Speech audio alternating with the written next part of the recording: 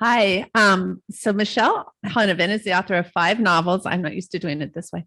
Including Search, which Ron Charles of the Washington Post praises for its light wit and deep humanity, making this unabashedly churchly novel strikingly relevant to our conflicted political era, which, makes it sound wonderful, which it is. Michelle is a former restaurant reviewer for the Los Angeles Times and continues to write short pieces about food, writing, books, and other related topics. They are a delight to discover, and they are on her website, so check that out. She's a recipient of several grants and awards, including a Whiting Award, and I think it's a Whiting Award for fiction, and a James Beard Award for her food writing. She's a graduate of the Iowa Writers Workshop and continues to teach writing at the University of California in Los Angeles, and she lives in Altadena, California. So welcome, Michelle. I'm so happy to be here. We usually start out by having you read a little, and I do know from talking to you that you have many options for good reading sound bites at various lengths. So give us the 2-hour one. No. How about the 5-hour one? Early on in our drafts, when we'd each completed a draft, my friend Mona Simpson and I spent 3 days together reading our novels to each other, the whole thing. It was one of the peak experiences of my life. It was really, you think that there's a romance to writing, and there really isn't, because it's a lot of hard work. But for some reason, just reading, spending days together, reading, walking, reading the novels. We felt like Flaubert and Georges Sand. Is this the first time that you've done that then? Yeah. It was glorious. So that was the 3-day version. I won't give you that. I'm just going to read just a little food description, just so you can get a little taste for the novel. My narrator, Dana, is out to lunch with her minister. They go out to lunch fairly regularly. They're going to the new branch of one of their favorite restaurants. This is not a restaurant review. They're just going out as friends. At the new Goldin Deli, we scored a booth, yes, and ordered bun and the house specialty, yajo, fried egg rolls. The bright new storefront restaurant had the same menu as the original, but not the scuffed, broken-in charm or, thankfully, the knot of people waiting to get in. The egg rolls arrived first, blistered and dangerously hot from the deep fryer, filled with wood-ear mushrooms, glass noodles, and ground pork. They came with a heap of lettuce leaves, bean sprouts, sliced cucumber, and herbs. To eat one, you flatten a lettuce leaf, set an egg roll on it, scatter mint, basil, cilantro, and shiso leaves over it, add sprouts, cucumber, and pickled carrot. Then roll it up. A messy business. We each wrapped a roll as snugly as we could, not very, and dunked them in a clear, cold, salty, sweet sauce. The first bite is a jolt of simultaneity, hot and cold, meat and herbs, sweet and salty, deep fried crunch and fresh lettuce crunch. We devoured our first rolls in reverential silence. It makes me hungry.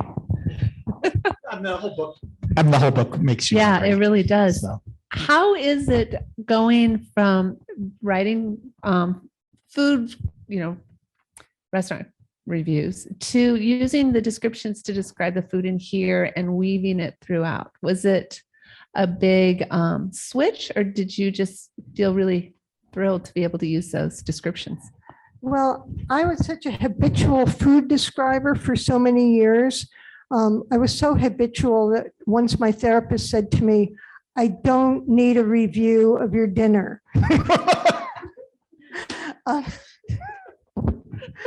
It's a funny book. I laugh a lot. Can I say? So this sort of came naturally to me, although I haven't done it very much recently. I do travel blogs on my website. There's India and England and I forget where else, where we ate a lot. So but I mostly don't describe food very much, but it was fun to go back into it. And I don't think I'd ever reviewed Goldin Deli, so it was fun to write about those egg rolls, which they were one of those eating experiences that sort of change your life. They sort of shift something deep inside of you. So I'd follow-up question real quick. As a child, do most of your memories involve eating and food? Well, that's an interesting question. A lot of them do. I mean, I remember I got very famous in my family for eating a whole jar of mustard. At one time? Yes, when I was very young. I just never stopped eating it. And do you still eat mustard? I love mustard. Oh, I do. I would sneak in if I was hungry. I would either eat the mustard or get a spoonful of vinegar. Wow, see? I was always hungry as a child. Must have more vinegar. I can see how that would really quench one's appetite. I don't know. I love that. I'm supposed to say something about the book. Would you like to, for folks who, I think we've written about like 700 times, but would you like to the restaurant is so wonderful and it incorporates, I think, your 17 years of food reviewing. Do I have that Something right? like that, yeah. For the Los Angeles Times, and before that, for one of the weeklies. Well, no, there was California Magazine. California where I Magazine. started. Okay. Here's something good. And California Magazine and some other Los Angeles Style. There were lots of magazines that were sort of coming up and then disappearing. But I wrote for the LA Times for a long time, and then I tried to quit. And then the LA Weekly offered me twice what I'd been making at the Times to come over to them. So I did, and I did that for a few more years. So. Okay. And now you're writing full-time and teaching writing at UCLA and also Iowa Writers Workshop too? I taught there like 11 and 10 years ago. I taught there twice. I haven't been back. Okay. They're still thinking about you though, of course. So the book though is also very much about something else that has connection to your life. Would you like to, it is basically about somebody being on a search committee at a UU congregation. I would love to know how you found the inspiration for the book? So how do you find an inspiration to write a book about a church search committee? Well, you're on a church search committee, but I was just on a mini search committee. I was only on one that was for an assistant minister, which is for a 1 to 3 year appointment. And it's a hire, not a call. The called ministers, it's a much more serious search that goes on for up to a year. So, but even in my little one, what caught my imagination was the way we got to know the applicants, starting, with the first thing called a ministerial record, which was like a long CV where they had to write some narrative answers, like write about your call to ministry, write about a mistake you've made and what you did about it. And these narrative answers kind of got my little novelist's hair trembling. And then really liking someone and wanting to maybe hire them, and then finding out with a little bit further digging that maybe they weren't such a good idea after all. It was like detective work, which also is very novelistic. There is almost a sense of mystery about it and a good number of revelations. Did one of the ministers, was one of their mistakes that they worked too hard? Yes. No, I mean, those mistakes, you never say, I sent a bad email out to I sent a gossipy bad email out to everybody. No, you say, I was called a task for spending too much time doing pastoral visits. Did you have a favorite of the ministers that were being interviewed? Was there one that you really enjoyed writing about? That's a good question too. Well, there was one that I was rooting for, of course, but I had I had fun differentiating them as people and also knowing what else we were going to find out about them, because we kind of go through the whole process in this book kind of painstakingly, their ministerial record, followed by something called a packet, which used to be an actual packet, but is now a website where, they have letters from everybody and orders of service. And so you read the packets and sermons, and then the next thing is a Skype call. And then the thing after that is a visit, and each time they're getting culled a little bit more and you're finding out a little bit more about them. And then there are the references. So they were all so different. They were all kind of revelatory. I didn't know who they were when I first introduced them, and I had to get to know them in the process of writing. So you had one you were rooting for, but you were writing them all. Yeah. Isn't that unfair? Well, I had to admit that some of them, there are a few that would have been perfectly good ministers for that church, and a few that maybe not. Right. Sometimes we find out afterwards. The book title works on so many levels, in terms of searching for the minister itself, searching for community, searching for purpose in life, searching for friendship, was I saying that I particularly love. And I guess we've learned that the book title has been around for a long time. Was there any tension with the publisher to change it, or it was pretty definitive? Nobody ever mentioned changing it. Right. You have a way with publishers, because you also told me that you picked this cover and you found and everybody said, oh, sure. Okay, fine. That never happens, by the way. If you write a book and you have an idea for the cover, that is a cover that's never going to make it on the book. However, my editor said, do you have any ideas for the cover? And kind of knowing that, I said, well, maybe this one will give you some ideas. It's a painting. I went to a small group show and I walked in and I saw this painting. It's 5 by 8. And I thought, oh, that would make a good cover. And it turns out I knew the artist. She was so thrilled that she didn't sleep the night that Penguin called her. They wouldn't let me tell her that it was under consideration until everybody in the company had approved it. And then they called and told her so. And they all approved it. Not one no, they told her. Yeah. So I was so glad, because I was afraid I was going to get like church spires with chopsticks or something like that. That's the paperback. Actually, it'll be 2 women on the beach looking away with some sort of church paraphernalia next to Or them. the back of For the back head, or maybe of the head women's cut heads. off, or maybe just the shoes.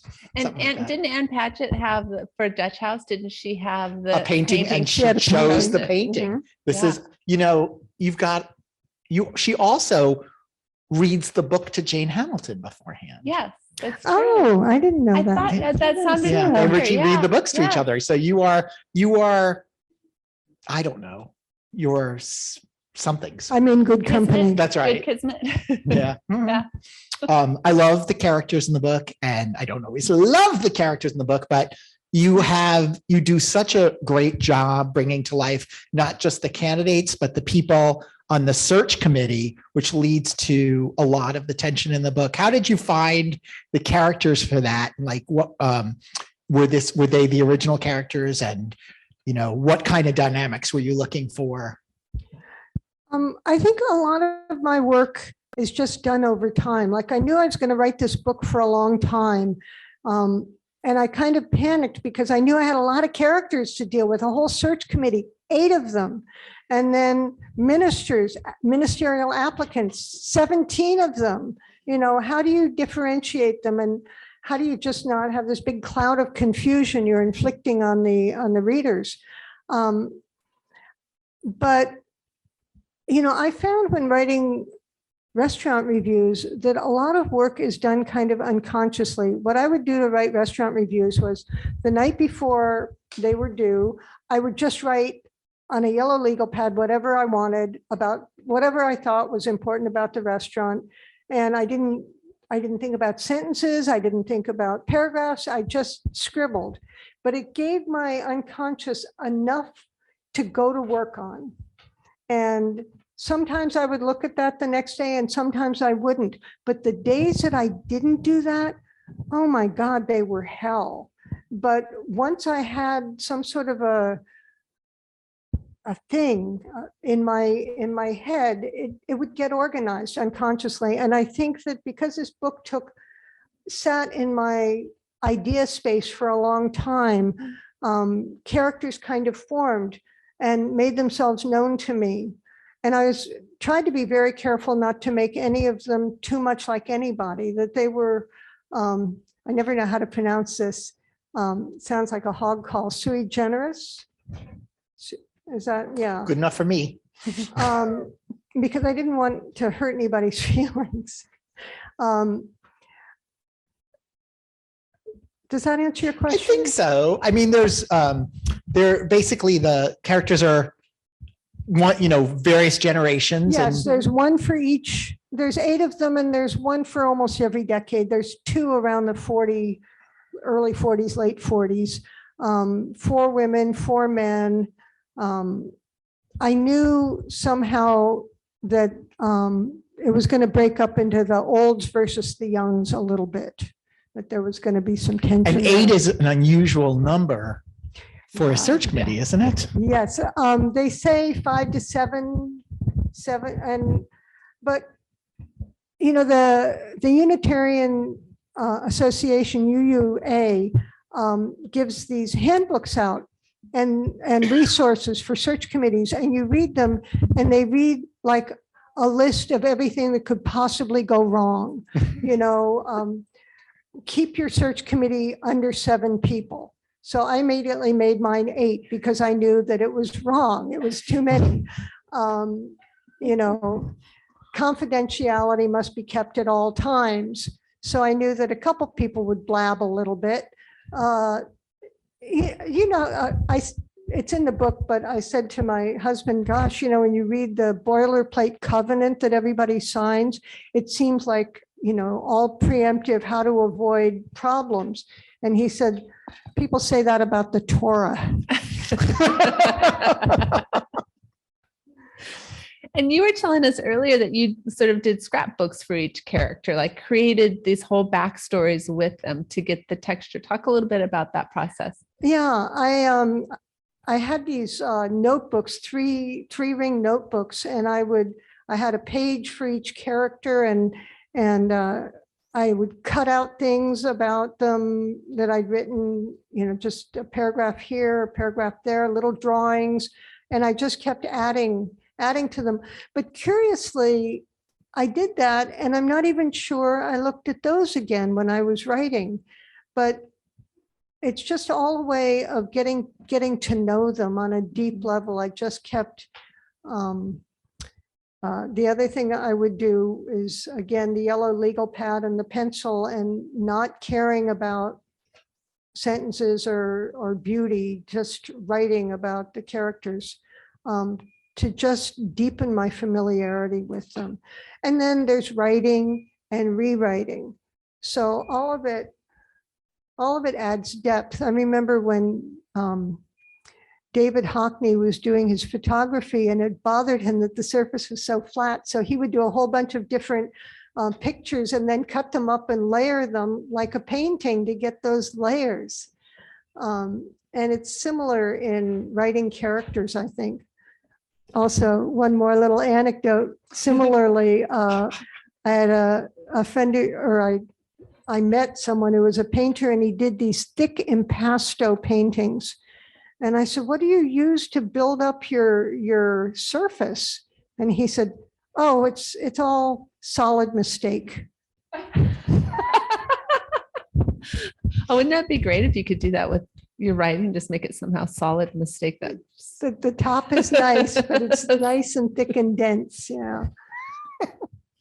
Of all the people in the committee, perhaps the person who stands out besides Dana, our heroine, is Jenny Kanematsu Ross, who is everything that Dana is not, or so Dana perceives, but maybe not correctly. Could you talk a little about forming her as a character? And I mean, she seems to give people a pretty visceral reaction. She's very visceral. Yeah. Dana is really brash, and she's charismatic to other young people. And therefore, she was known before she went away to college. She went away for 10 years and got married and came back with a kid, went to college. But before that, she was famous for taking the senior minister to task at her coming of age ceremony, where she called him something like a patriarchal homophobe. She's just young and brash. And she comes back and she's tattooed and has worked at the central office of or headquarters, they call it, in Boston. So she thinks she knows everything about UUism, and she knows all the big stars, she says. And she's very charismatic to the other young people on the committee. So they form an alliance. She was so much fun to write. She was so bad. Every time she opened her mouth, I didn't know what she was going to say. And sometimes I would just laugh out loud when I was writing her. She's the one who called the old people the olds. They're just, and she would always get her plurals mixed up. And she would say, oh, they're just a bunch of stick in the muds. Instead of sticks in the mud. I guess apparently it's pretty easy to hate her, but it's also hard not to love her. And especially when you see her parallels kind of to Dana herself. Yeah. Yeah. And I think too, you can see that youth and how you need to nurture it so it can grow, and how that youth sort of, I don't know, spurs us to move forward in some places or to think about things differently. But that was a nice tension and then their sort of maybe friendship. I don't know if we would call it a friendship between the two, Dana and. Yeah, I think that a lot of, as abrasive as Jenny is, a lot of the things she says are right. Mm-hmm, mm-hmm. It's time for change in the church. It's time to not just sit in a bare sanctuary with a few, sagging banners. Let's get some action in this place. Let's not have another white male minister after 127 unrelieved years of white male ministry. Let's try a woman for a change. Let's get a different point of view. Yeah, her let's voice get is, a person of color. Let's do something. Yeah. Let's participate in the world the way the world looks these days. Yeah. She's right. Yeah, she was. Oh, and her other big point is to the older people on the committee. You grew up with a minister who was here for 27 years. Your kids were his kids' age. You drank wine and watched the kids grow. We want to do that with our minister. So she's right about a lot of things. And that was such an interesting point to make too. And I did this, stopped and pondered that one. Like, that's true. You would want to start the next generation with somebody new that you could do that with. Yeah. And build those friendships. We were talking about friendship within the book too. And I think you really hit some points. Dana's really looking for different friendships. And then there was the friendship that develops between, and why did I already forget Riley and Belinda. Yeah. So you want to just talk about, was that an intention that you started with to build those, to look at friendship? Well, I'm very interested in friendship. And I guess community too, that goes with that. And community. Yeah. And also in every church committee I've ever been on, if it's a discussion, or not committee, but a group, if it's a discussion group, the subject of lost friendships comes up. And I personally think that broken friendships and lost friendships are one of the great unreported tragedies of adult life. We don't really know what to do when one of our friends lets us drift away, or they drift away from us. And it can be really heartbreaking. It's not like a divorce where everybody recognizes it, and it's not like a death, which has its ceremonies. It's just this thing that happens and it breaks our heart. And so sooner or later, somebody would bring it up. And that really interested me. some. Did you think about your own lost friendships while you were writing it? Oh, of course I did. And in fact, yeah, I did a lot. And that's why I wrote about it, because I suffered a lost friendship. I've suffered several, and they're incredibly painful. There's another line of friendship going in the book where Dana, for example, really wants a close friend on the committee because, she just wants someone to laugh at and to elbow and say, oh my God, can you believe what so-and-so wore? Can you believe what so-and-so brought to the potluck dinner? She wants to have that. I mean, she says, and she's a lot like me, that if she ever ends up in prison or in an old age home, she'll be happy if there's just one person that she can, giggle and gossip with. She'll be fine, just one good conversationalist. I think, we all are women particularly. There was a yogi, Satchidananda in LA, who used to say that women need to talk to each other for an hour a day to keep the world moving, to keep the world in shape. I like that. Are you pining a lost friendship? I have a lot of them too. Oh, I have. Well, and when you move, states and stuff, it's hard to keep up long distance. It really is. And then, things shift and change. Even you move a block away sometimes and you're like, I miss my neighbor, my apartment neighbor. Mm-hmm. I remember being talked to in my first job where my boss said, we're work friends. We're work friends. We're not real friends. You won't know if they're your real. She's not to say we weren't real friends, but you won't really know until we're not working together anymore. We're not in touch. Interesting. And there are those different kinds of friendships. Yeah, because Dana has a friendship with the current minister, and they would go out together. Yes. Yeah, and she's being sad about losing that. Yes, Dana is somebody who's not completely in touch with her feelings, and she's always kind of surprised. An enhanced version of you, as you keep saying. Yes. Can you keep going? Sorry. I don't know, but she doesn't. She joins a search committee because she thinks she can get another book out of it. She's written 3 or 4 books. She needs another book. Her publisher's saying, your book's doing so well, we got to have another one. What's it going to be?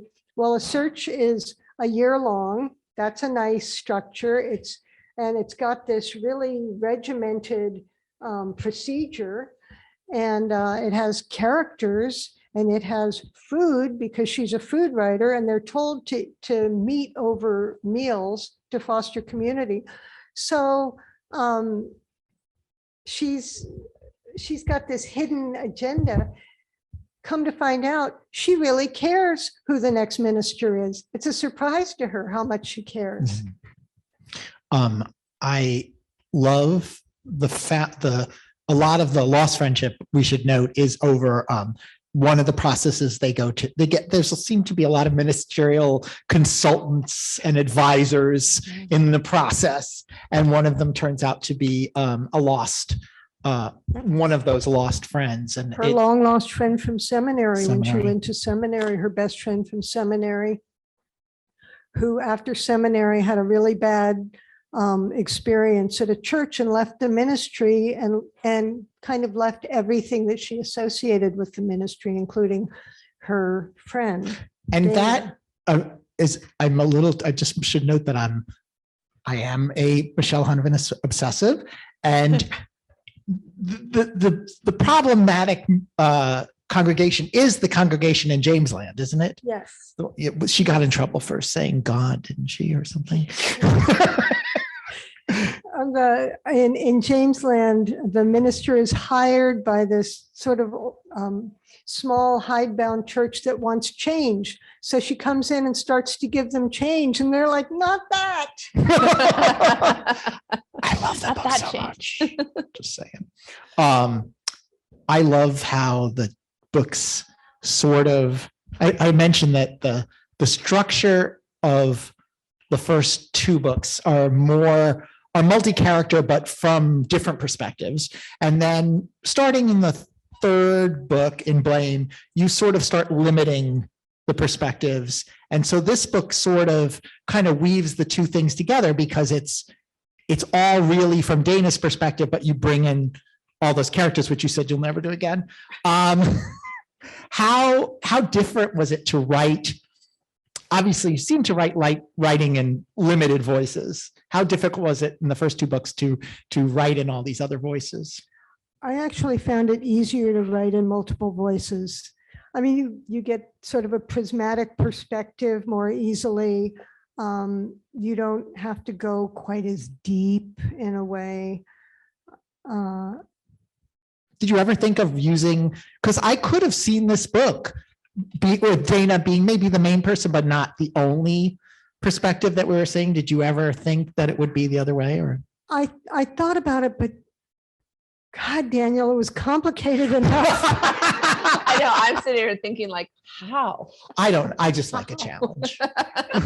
No, about halfway through, I thought, here I am trying to build all of these characters from Dana's point of view. I wonder if I could just do what Daniel's suggesting and just have, a chapter Dana, a chapter Adrian, chapter Belinda, and maybe 3 or 4 of them would give, it would be a different book, maybe even a better book. But no, never better. Love this book. But you get committed to some things and then, it's too late. It's too late to change your mind. And it would so change the perspective of the search, because you're just searching. Yeah. Well, I mean, I think it would be, I think part of the gift of the book is trying to understand Dana, who might sometimes be a little unreliable in terms of it. And if you have other people's perspectives, they will show you. Yeah. Like there's no guessing involved. Yeah. Yeah. Yeah. I mean, I think that, Dana has certain things that other people might not agree with. I mean, she hates the bell choir. And she takes this completely irrational aversion to a fireplace. Did we say it was a funny novel? She has very strong opinions. I don't think I She's could. a critic. That's right. I said, has anyone here done bell choirs at the other afternoon event? A lot of people knew their bell choirs. Has anyone sat through bell Has choir? anybody concerts? suffered to a bell choir concert? No, I don't think we have used The minister has. Yeah. Quite a wonderful thing that we shall all experience, right?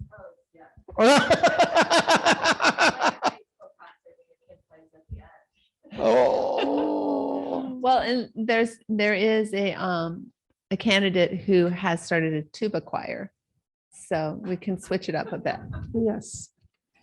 One thing I thought about as I was reading the book was one of the things that you've always been interested in has been addiction and recovery. And sometimes pretty much all the other books sort of had it at the center. James Land's one of the characters. Pete is a mess trying to get his life back together. But in this book, you do have a character dealing with it.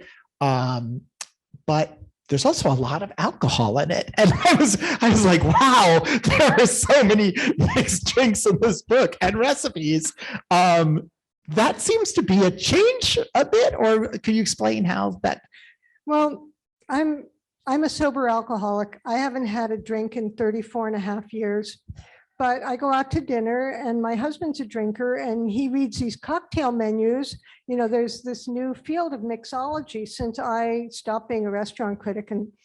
And there are all these like $24 cocktails you can order that have all of these funny ingredients in them.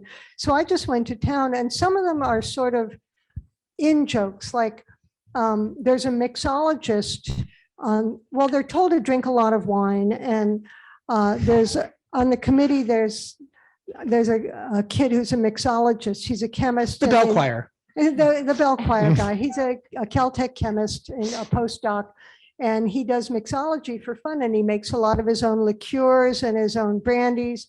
And so he brings them to the committee and he names the drinks. Like one of them is the loquacious, and it's made from loquat syrup and soda and I forget, lime juice or something. And then that's after, they're all talking, so loquaciousness, but the loquat. So it's a pun on that. But then there's one called the Michael Servetus. And if there are any UUs in the group, you might know that Michael Servetus was one of the outspoken Unitarians in the Reformation. He was a Spanish theologian, and he went to Geneva. He got kicked out of Spain and he went to Geneva, where John Calvin had him burned at the stake. So the Michael Servetus is made of habanero spiked tequila, Seville orange liqueur, smoked salt, and lime syrup. So we just had a book party on Sunday, and my husband decided to make these two drinks. I mean, there's also the Mary Oliver, which is fennel fronds. It's a wine spritzer with fennel fronds, essentially. So that's kind of why I just wanted to play with the mixology menu. You should mention you did have, so you had a launch party and you also had some of the food from the book as well. The food, yeah, and I'm really sorry about the recipes because I just made them for 60 people and it was really a lot of work. Fava beans for 60 people. You saw. Putting recipes in a book is a challenge. How did the publisher, what was the response to we're having a book with recipes and it's not a cozy mystery? They loved it. I mean, I always wanted to do a book with recipes because back in the 90s, I won a James Beard Award for feature writing with recipes. And I always felt that little tag could go either way, like feature writing, not so important. Feature writing important with recipes, maybe not so important, like a pulled punch. Or it could be feature writing with recipes, like a Cracker Jack prize, a little something extra. And I always liked that kind of play between highbrow and lowbrow, I think, to some degree. Out of curiosity, do you know anyone else who's won the prize for feature writing with recipes, the James Beard Prize? Oh, somebody wins every year, but yeah. No, I was like, who is that? So you had recipes that you included previously to do this then? In the reviews. In the book? Yeah, in the reviews.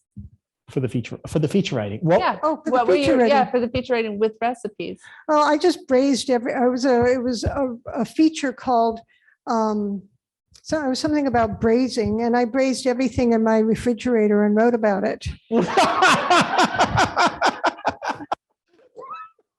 How did the ice cream go? Baked Alaska. Melted.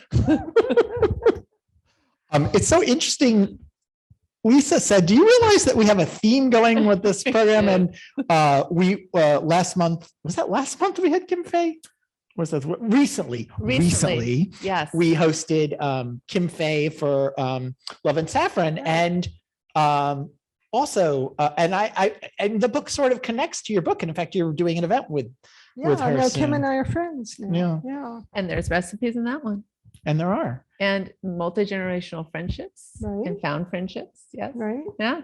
Yeah. And you said that you knew Barbara Hansen, the person who's Joan Bergstrom. Yes. Let's talk about Barbara Hansen. That was really fun.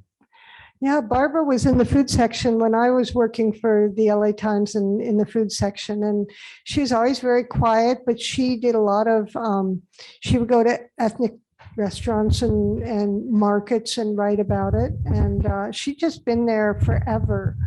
And Kim Fay wrote this book that's sort of an homage to her when she was, it's set back in, I think, the 60s or something, when the late 60s. Barbara was just starting out as a food writer. I mean, I said this earlier today, but what you want to do is get a nice big mug of tea and find a really comfortable place to sit and read Love and Saffron. It'll take you 2.5 hours and it will transport you. It's just a lovely, lovely little book. And she meant it to be read in one reading. Yeah. But it's very cozy and it's lovely on friendship and how people, I mean, it's a book about persuasion in a way. And also how food changes us. Yes. Yeah. And builds friendships. Yeah. Yeah. You've never had garlic? Well, you should try a little garlic. Yeah. That's very 60s. Yeah. And just the ingredients too, how things weren't available. And we just assume things are available to us now. Right. Yeah. Yeah. Yeah. Well, I should look at my notes too. Dana's looking at his. One of the themes too is just, I've lost my train of thought. Well, I'll ask you one. Yeah. One of the things that this book, as we mentioned from another book, is this sort of questions what we want from life in community, and how so many of your characters think they know what they want in a minister or in other things, and they don't always know. And they did you have a lot of philosophical arguments with yourself, or about how to put this in place, and did it affect how you thought about things as well? Well, in the process of looking for a minister, one of the very first things they do is they send a survey out to the congregation and they ask all these questions. And, some of the questions are kind of wild, like, well, they actually remove these questions, but who is more important to you? Shiva, Buddha, Moses, Jesus, Muhammad, I think was the one. Muhammad, yeah. And you have to, and I don't know. I was always very vague about what the surveys proved. That when you get 300 people surveyed, 63 like Buddha, 42 like Muhammad, I mean, what does that say? How do we know what we want in a leader? And one of the weaknesses in the search committee is that they were very unclear, and they're told several times that they should have been, do they want someone to lead a big capital campaign and make more classrooms so they can rent to a bigger school and have a larger income stream so that they can have a bigger staff and support more people? I mean, there are specific things that a congregation might want to do. They might want to build up. They might want to have an outreach into community to diversify the congregation. They might want to develop this church sits on 6 acres, I think, of beautiful gardens that are very shabbily kept because they don't quite have the know-how or the resources to keep it up. Maybe that's a focus, how to use this land better. But they don't really think of that. They say, we want good preaching and good management. Well, that's a beginning, but it's very vague. And it all comes to a head at a scene where they're joining Dana for lunch at a cafeteria, which is one of my favorite scenes and one of my favorite settings, because they're having to sort of talk about who they like best, because everyone's kind of gone through most everybody. They should have gone through most of their packet, but only some people have gone through most of their packet. So they're having to choose and narrow things down of their desires and what they really want in a cafeteria with a buffet. Yes, and they end up talking about things like facial hair and who wears socks with sandals, that sort of thing. And baking bread is a problem. And yes. Yeah. And the Wiccan who has them keep track of all the animals. And those big shows, the big, she's got this. There's a woman who is an actress that is now, highly theatrical. So they have a lot of people to choose from, but yeah. And it's mixed in with the tomato aspect and olive food. They're not really enjoying. Well, they enjoyed most of it. Cafeterias are a marvelous invention. And you said this was based on a lot of the places in the book are real. This is based on a real cafeteria that doesn't exist anymore. Sadly. Yeah. So Nebraska food. Who else did you have fun, particularly fun writing? Was there anybody who you enjoyed bringing to life? Well, there's a ministerial applicant who is a Buddhist, an ordained Buddhist monk who was told that by Thich Nhat Hanh. I actually attended a lecture of Thich Nhat Hanh, who said, don't look to Buddhism, look to your own religious traditions and carry them on. And he made sort of the important point that if we don't claim the Bible, it will belong to the fundamentalists. And, we need to embrace our own traditions.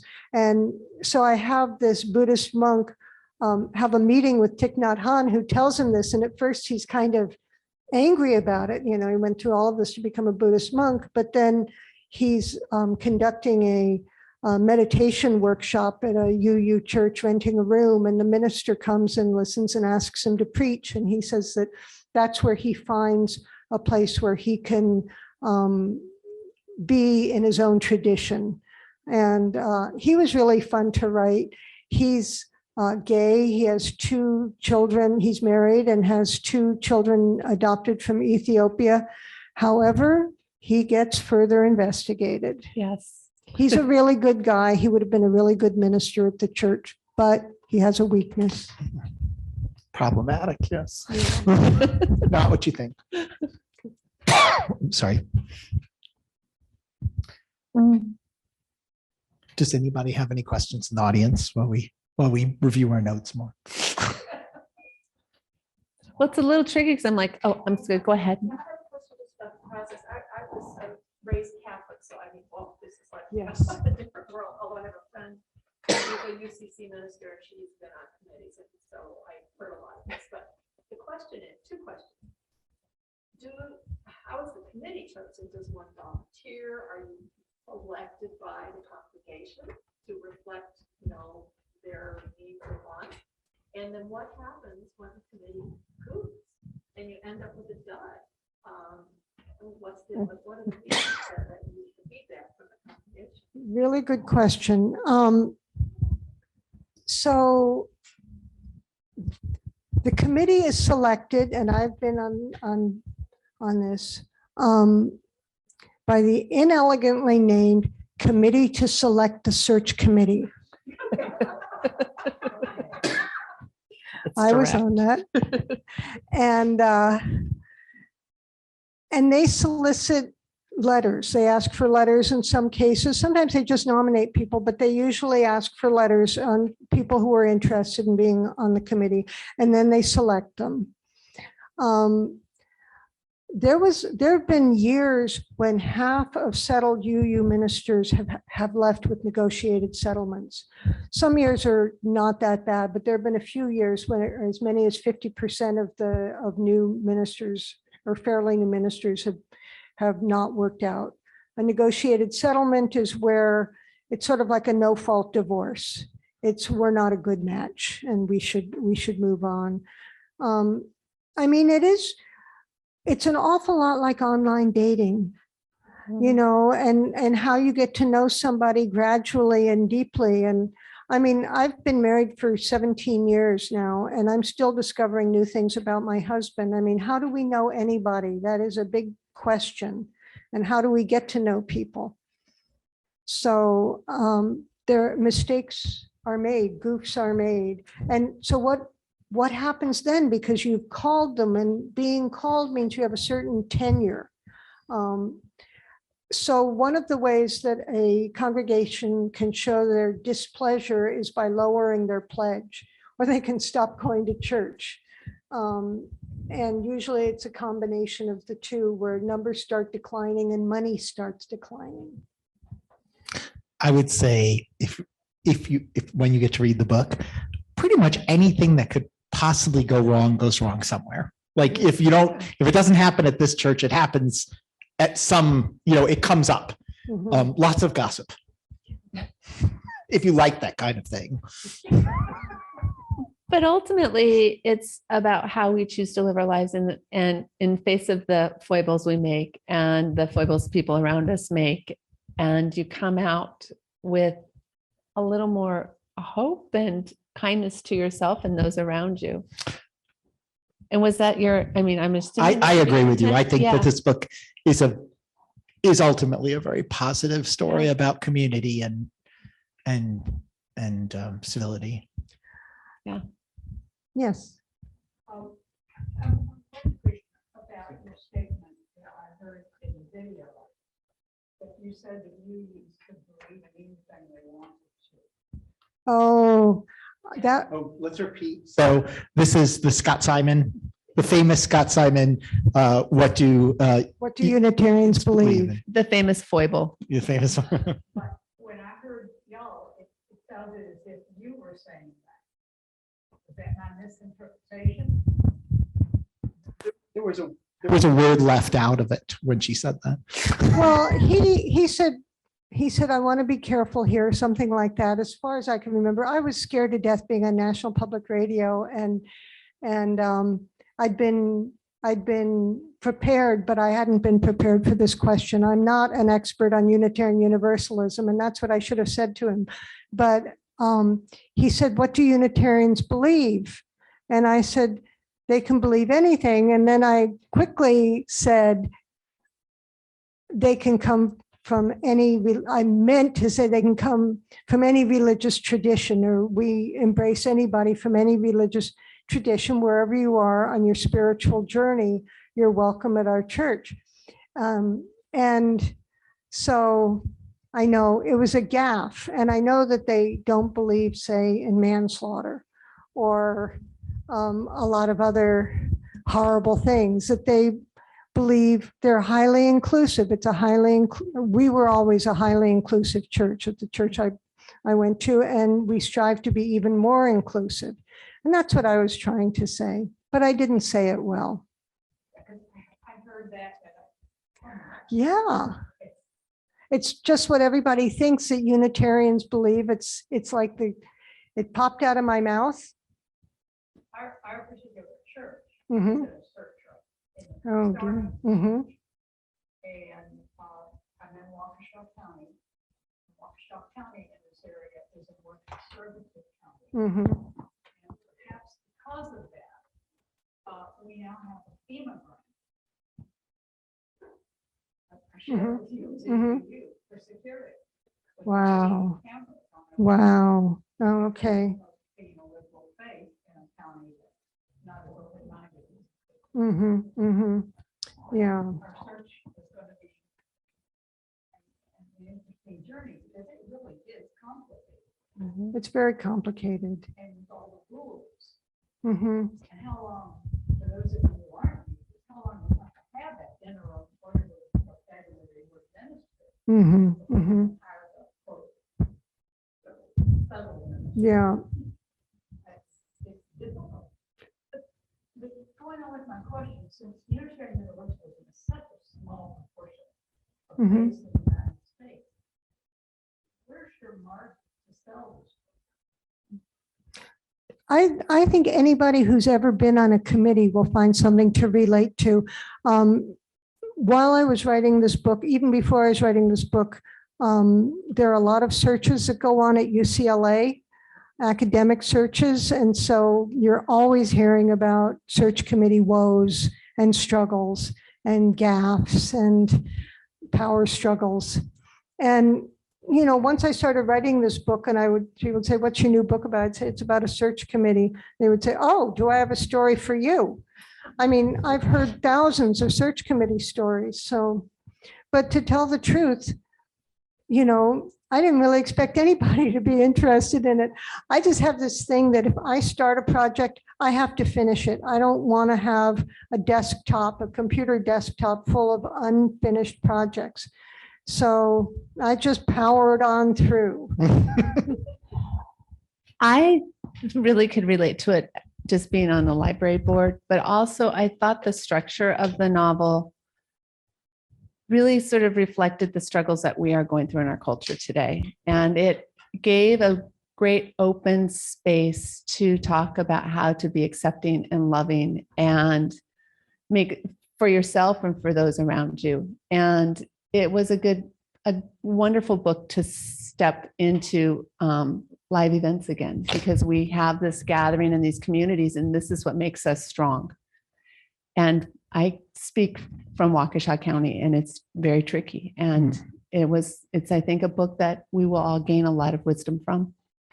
I also think that that to use in a different context, especially with a lot of diversity and inclusion, this idea that some books are windows and some books are mirrors. So Yes. it can be a mirror for you if you're in it, but for other people, it's a window. Yeah.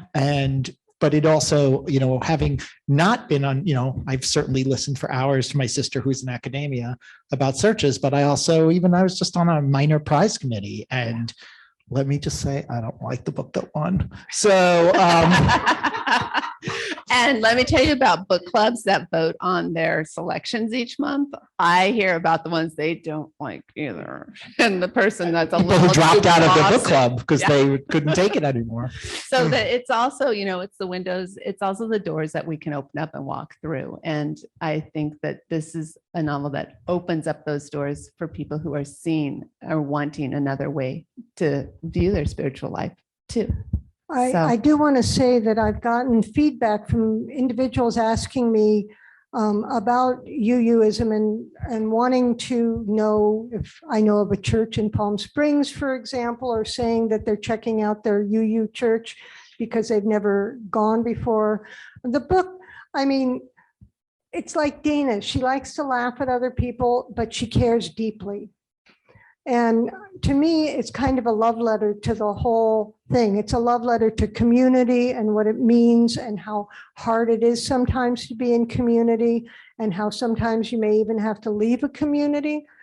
It's a known fact that half of all church presidents leave the church because they can't after their tenure's over, because they can't take, they've seen too much of the inner workings. And it's also a known fact that a lot of people on search committees don't stay in the church after they've done their job. So those were both some interesting things I learned. So that doesn't hold with your experience, or it does hold with your experience? My mind is jumping to my way or the highway. Part of what you're saying. People want their way. They don't listen to other people's ways. I know. And how do we get them to talk to each other and to hear each other? There's actually a lot of the committee setup, though, is not all data, and there's actually a lot of compromise in the committee. And some people are unhappy and some people are okay with it. So Some people are just sporting. They just, they think it's all sort of, political and fun and not well fun, but it's like, okay, I'll cast this vote just to break the tie, or throw a bone to the young people, or, people compromise for all sorts of reasons. There is a sermon, however, in the book. I had to write some sermons. There is a sermon on listening that perhaps expresses my views of how people could get along a little bit just better. a little better. Yeah. Just a little better. I think do we have a last question? Otherwise, we're going to close things up. You can ask your secret questions after the camera stops rolling when we get our book signed. We will have signed copies for folks real signed copies, not book plates, not tip-ins, real books. And also we will be, if everything goes well with Chris, thank you, Chris, this will be recorded and you'll be able to share it with other people afterwards. So thank you so much for Thank you for having me. two both of you. wonderful events. Yeah. You are the sport of sports. And you two are both the sports of sports as well, I have to say. It's been a delight. Thank you for your questions. I really appreciate all of you coming out tonight.